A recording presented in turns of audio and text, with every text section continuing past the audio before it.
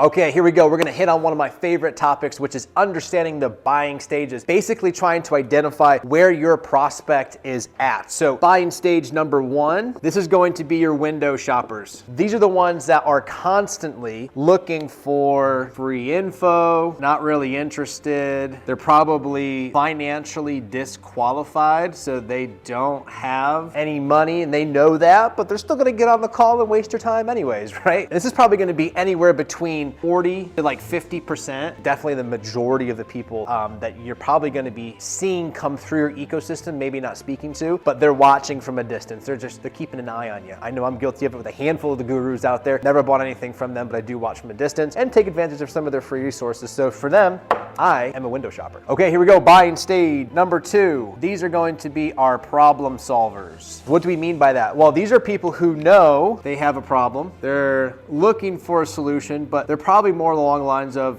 do it yourself. And also typically these people might entertain paying for a product or service if they realize that doing it themselves is more of an undertaking or overtaking, if you will, than they originally thought. So your job with these problem solvers is to be able to say, okay, how can we make the problem larger? So we have to increase the problem for them. We have to decrease the likelihood of success. And then we also have to, and this is really big for these problem solvers, we have to seed doubt. Let's say I want to put a new outlet in my wall, but then I start looking into it and I realize that it's not just about installing an outlet. It's about cutting into the drywall, splitting the wire, taking the wire and wrapping it around the room in an inconspicuous way that is going to be clean and subtle or not noticeable whatsoever. Then once I run the wire, I have to then connect it to the outlet itself and make sure the outlet is mounted and make sure that all of the fire hazards are taken care of so that I don't light my house on fire and ruin it for myself and my family and have nowhere to live, right? So all of a sudden the problem becomes so much higher than what I originally thought. It goes from just wanting to put an outlet in the wall to making it a gigantic mess with a huge safety risk. And I don't know if I want to do that. I think I would rather just pay the person to solve the problem for me. Also, my rate of success dropped significantly the more that I looked into doing it. And then also it seeded a lot of doubt as I was looking into it going, you know what?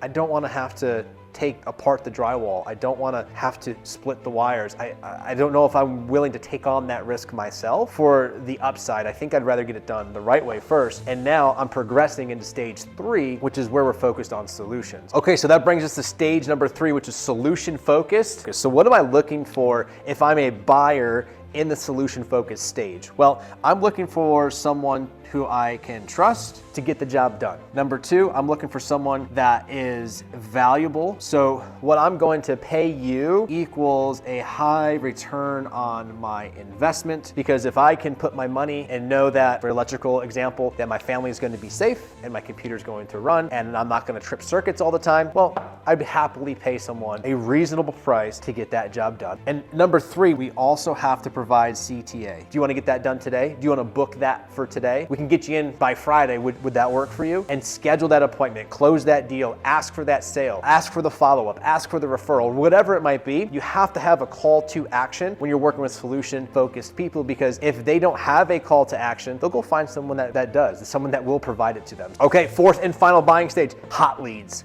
This is probably less than 5 to 10%. So for every 100 calls, laydowns are gonna be roughly 5. Now, what creates a laydown sale? Let's break that down. So laydown sale is typically someone who has been following you for a while. A second reason why a lead might be super hot or a laydown is that they are a referral. They have someone who is in the program or have bought your product or service. They know a previous buyer who's had success. They've been referred by the program or to the program. That makes them extremely hot. And typically the third way that someone comes in hot and ready to go is that they have done their research. So they were looking for solutions. Your solution came up on YouTube, on Google, whatever it might be, and they started going, this is interesting. And they did their own research. They have an idea of what the investment is going to look like, short-term, long-term, what the expectation is for fulfillment, etc. And they come to the call and they are ready to get going. But making sure sure that we are positioning ourselves to facilitate as many laydowns as possible is extremely important. So here are your 4 buying stages that we just went over. Your job is to identify where each prospect is on the buying stages chart, and then do what you need to do based upon the information that we just went over to take them from maybe a tire kicker, possibly get them to a problem solver. Now, if your media buying team is doing a good job, most of the leads that are coming in, they should be at least starting as a problem solver. So once we have someone who has booked a call, joined a webinar, whatever it might be, we should identify A, they're a problem solver, and B, what do we need to do to get them solution focused? And then from there, from solution focused, we can then get them to become a hot buyer, and we are able to go ahead and close the deal. So hopefully this all makes sense. If there's any questions, please let me know, and I'll see you in the next training.